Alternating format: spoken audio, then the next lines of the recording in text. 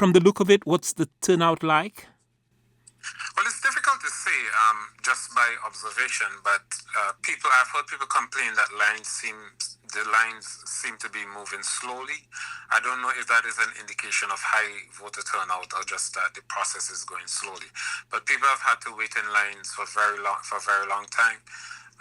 Someone who I know very well told me that they waited 3 hours, although they went to the polling station very early. The voting starts at 7 and ends at 5. There have been reports coming out of St. Vincent and the Grenadines that this particular election is expected to be even tighter. Generally, we've had some very close general elections in St. Vincent and the Grenadines. Is that your feeling as a journalist? What I can say is that there isn't a lot of data that is available, a lot of polling data to give an indication of how people are likely to vote. So I think it's very difficult to make an objective or informed assessment about what is likely to happen outside of that polling data, because otherwise we're just going to go based on feeling, which I've already said I don't want to go based on. Okay, leading to today's poll, and what was the atmosphere like in St. Vincent and the Grenadines? Was it a very energized sort of atmosphere among the parties?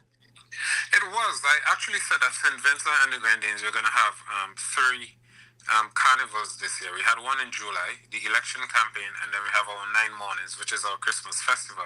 So it was very energetic, as is the case, I believe, with every other Caribbean election. So yes, it was a very energetic. At some point, some people were concerned that things might turn violent, but I wasn't concerned about that, and it has not happened. How soon do you expect to get a sense based on the results of where St. Vincent and the Grenadines has gone?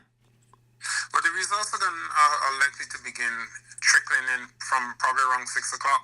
The polls close at 5, but if you're still in the line, you would be allowed to vote once you're in the line at 5. So let's say maybe 6, 7, you would start getting some results. Those will be early results.